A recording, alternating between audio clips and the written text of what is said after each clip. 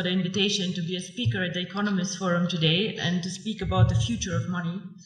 My name is Dr. Ruja Ignatova. I hold a PhD in law.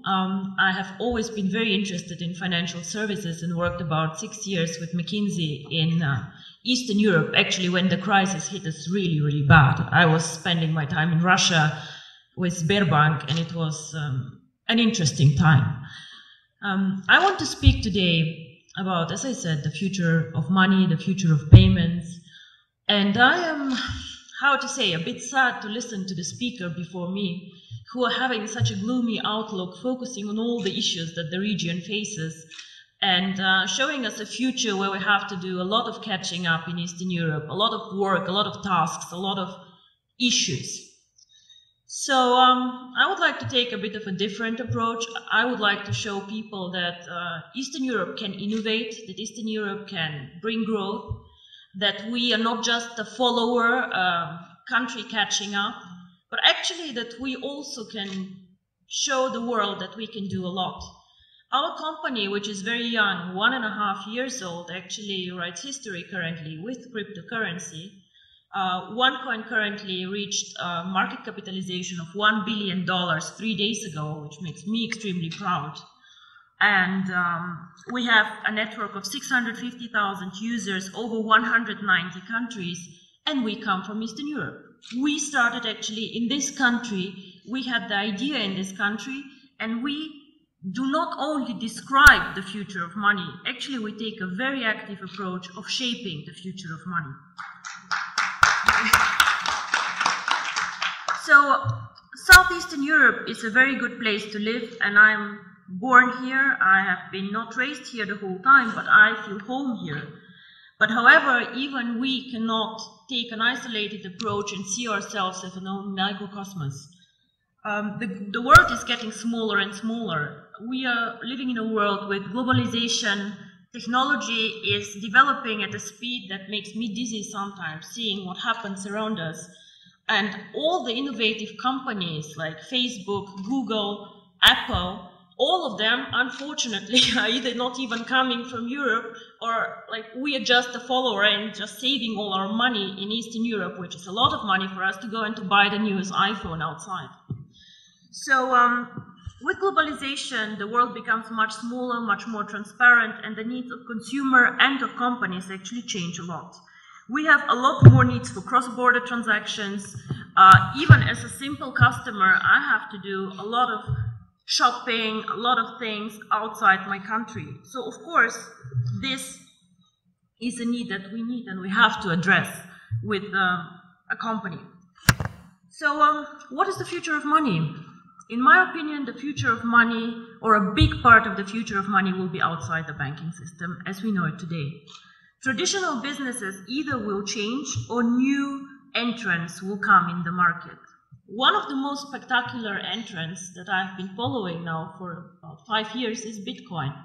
Now, Bitcoin is a cryptocurrency, the first cryptocurrency, the biggest cryptocurrency currently.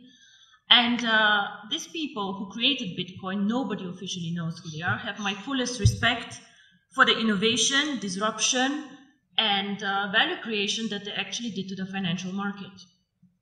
Of course, wherever there's value creation, speculators come, and a lot of turmoil can happen, but these people created something new and something really exciting.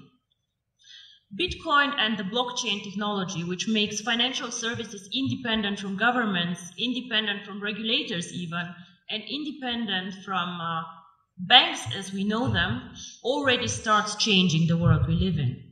However, Bitcoin until now and the more sophisticated cryptocurrencies have been a payment system, an investment system for the either very sophisticated people out there with a very, very solid IT background, for the smart ones, or for the elite who has a lot of money and diversifies their portfolio with a new exotic investment like Bitcoins. The market is still not very big, with a market capitalization fluctuating between 2 and 3 billion, transactions happening every day about 200 million euro. So we still have a lot of potential to grow in the cryptocurrency market, but we see a start. So we have been, or are we still an emerging market? I'm not sure what is politically correct to say, but emerging markets are out there. And we can speak about Latin America, we can speak about Asia, we can speak about Africa, extremely interesting market actually, which is like catching up now. And we can speak about also the small Asian countries. In all these countries, we have an issue that we also had here actually, a lot of people who are underbanked, unbanked, or just forgotten by the big players. Why? Because they're poor, because they have needs that are not that interesting in the transactions, or simply because some of these people do not have proper documents. I have been in countries where people, every one of them has a smartphone, but has no proper ID card. So how do these people bank? I have been in Singapore and seeing Indian people working very, very hard to support families in India. How do these people send money to their families and to their loved ones? Remittance business in Dubai, all the Filipinos working there and pushing economy. What do these people do? What they do is they either go to a bank to do foreign exchange, they go to a Western Union outlet, and they pay high fees. Because why? We as a financial sector charge always most the ones who are the poorest, who are like the ones with the needs that nobody else can serve. If you're an affluent customer, if you have a lot of money, the banks will fight for you, they'll give you cards for free, they'll do their best to make you happy. But the people out there, the mass customers, the ones who actually change the world, the ones who are working for economy, these people are underserved, underbanked, and I believe that cryptocurrency can change their life. And not only me, actually, I think Bill Gates believed the same and said that cryptocurrency can make a huge difference for emerging markets. So, what is really the future of money? I believe that if cryptocurrency is spread out there to the mass market, to people who can be made understand cryptocurrency, and as you say, cryptocurrency sounds very, very complicated, hidden, complex. Can I do it? If we manage to make cryptocurrency actually accessible to people out there who are smart enough to understand the smartphone, who are smart enough to move and to work in an Asian country, if we make it simple, we can become actually the next mass phenomenon, like Google, like Facebook, become a network of active users. Until now, cryptocurrency did not make the leap, in my opinion, because it is not user-friendly, because it's not easy to use for the mass market, and because people perceive it as very difficult. So the person or the company who makes it actually to make cryptocurrency easy to use, accessible in the markets that need it, and this is not the US, gentlemen, this is the emerging markets where people want to work with it, to use it. If we make cryptocurrency not only a tool for speculators and investors to make quick money, but make it usable, if we work on KYC, on documentation, on making it transparent and bringing cryptocurrency to the traditional world, with the regulators, by the way, the US actually government, 4 weeks ago, they said that cryptocurrency is actually in a status equal to commodities. So it means that actually cryptocurrency can be treated like virtual gold. Commodities is gold, is silver, platinum, and apparently bitcoins.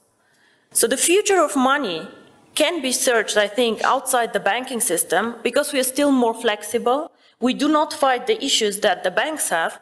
And because we think that the next big thing is based on technology, on the internet, and on the network phenomenon that we see in all these big companies out there. I think if we manage to provide a consistent strategy, a case to use the currency, and an easy access, which is aligned with the regulators out there, transparent, safe, cryptocurrency can actually be one of the preferred methods of payment, and not only bank transfers, card transfers, and all the traditional ways that we deal money with. My future, or my vision actually, is the one card, making cryptocurrency one currency like the euro, like the dollars, that you just can go and spend with your card, which can be a Visa, MasterCard, China Union Pay, whatever. Make it a real currency that people just can go and spend out there. I have done my job whenever all of you can go with their card and just spend OneCoins for a dinner. This is when cryptocurrency actually became real for me. And I'm very, very curious how the next 2 to 3 years will work out for all of us. And I hope I'm right that the future is with technology and with us. Thank you very much.